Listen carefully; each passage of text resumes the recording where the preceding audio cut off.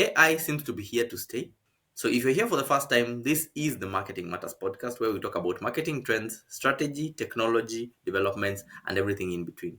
I'm your host, Steven Atema, with my lovely co-host. Victoria. Welcome.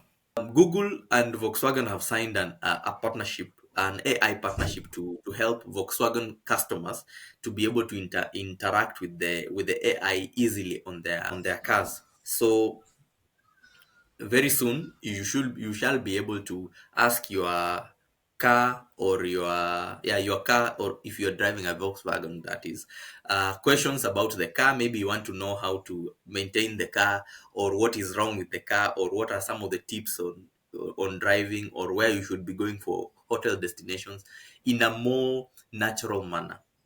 And they have I think this is, to me, it's a good partnership. I'm not sure if Google was the best partner, considering, Vicky, Volkswagen, Mm. or the Volkswagen is the actual company, is the parent company, had partnered with another company called, I think it's Stellantis, who is an electric car manufacturer, and they already have their own developers working on an AI assistant. So it's quite interesting. I think car, Um, the legacy manufacturers seem to be struggling so much with these new developments. But yeah, I just think an interesting. Mm. it's everywhere. Like this AI is just disrupting every kind of business everywhere. So everyone Mm. is trying to figure out how do I penetrate through this market, and how do I penetrate fast enough, and how do I get the best of the best service before my competitors are able to notice what I want to do. Because again, Mm. it's moving at a faster speed. So I think that's the challenge. They could be having a company that has already Actually, integrated I'm the AI sorry. I'm system. sorry, Vicky. I had said Yeah. Stellantis. No, it is Rivian. They have bought significant shares in an electric car company in the US called Rivian, not Stellantis. So msikuje Okay. mkatu. Yeah, they could be having the AI integrated, but now they are not getting, and like you still feel you need more resources to be able to be efficient in what you're doing with the AI integration. So they prefer to work with a larger company that is investing so much on the AI. So I think it's still a good idea. And for me, as a person who does not like, or I'm not in love with vehicles, I think You this is can't a say you good. don't like vehicles. I don't like I'm not someone who will sit down and wonder this new car, this Yes. I'm not. Yes. It's not in me. Someone like me would benefit from such a service, because now Ah, when I'm a newbie, I would. It's easy yes, for me to yes. now penetrate through that mat to better understand my vehicle. Like if I am to buy a Yeah. Volkswagen today, I'll now be able to and easily understand without going to search, ask around, talk to different people. I'll just get my shame, Yeah. I think get my you have money just from within my reach. Yeah.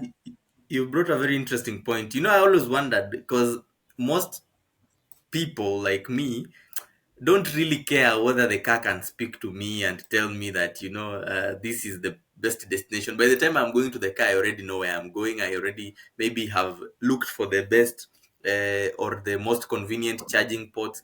But I think from your conversation, or from your pointers, I now see that this is potentially a whole new market that these Yeah. guys would be able to tap into, especially ladies, and also the young and new car buyers, who might Yeah. still want to have the experience of driving a car, but do not want to deal with the technicalities. That, in fact, people want to own cars the same way they own phones. If I want Yeah. something, I go to the phone, I get everything that I need. If I don't know anything, I Google or I ask AI about it. So I think that's a very good insight, because I Yeah. was I always think wondering, why is everybody rushing up with AI on cars. But it's very true, and it now explains to me why EVs in China are being bought in droves, because the yes. young You talk audience to and the female audience are like, this is like my phone. Yeah. You talk to the mechanics and they'll tell you who are their best customers. They are the Yeah. women. we it we feel makes it's so complicated. it Yeah. makes total sense. Yeah. So I don't know if you have any thoughts on additional thoughts on that, but I think you brought a very interesting insight that most of us who are the old car owners or the old drivers might not fully appreciate and or understand why a company would invest so much in an AI Yeah, assistant.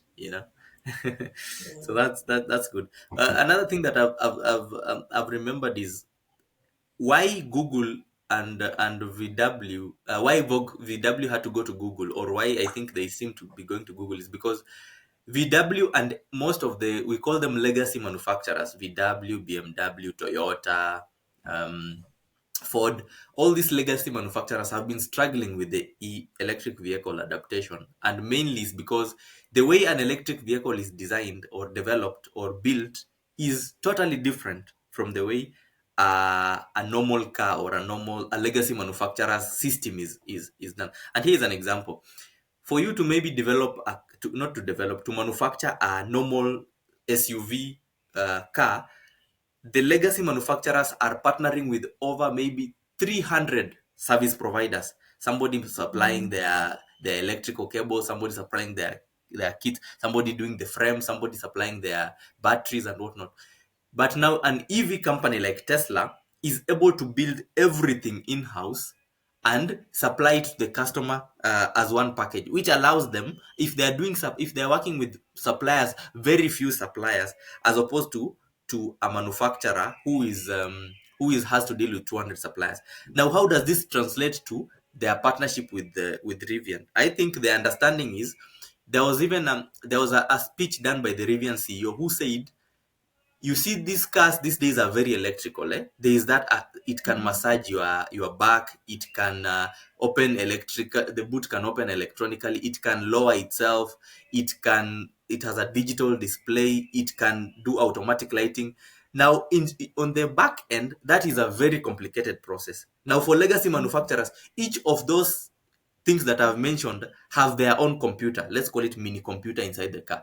And that complete, and because they are coming from different manufacturers, it affects how they can integrate it into now the display for the customer to enjoy the experience. But for a Tesla, you might find all of that system, that car massaging, reclining, boot opening at the back, back camera, front engine, and other sensors are all loaded up to one motherboard that then transmits it to the user. So Tesla can develop their interface or their UXP to be way better than how a VW car would look like. So it's quite interesting, and it's something that if you're in the tech and marketing space, you should be, in my view, very interested in the development in that space, because cars car manufacturing is one of the biggest industries globally. And if you are a manufacturer, if you are a person in the marketing space working in this industry or want to work in this industry, you might want to know where that technology is going, because that can affect also how you develop products or how you market your solutions to customers, especially with the way this AI assistant will be.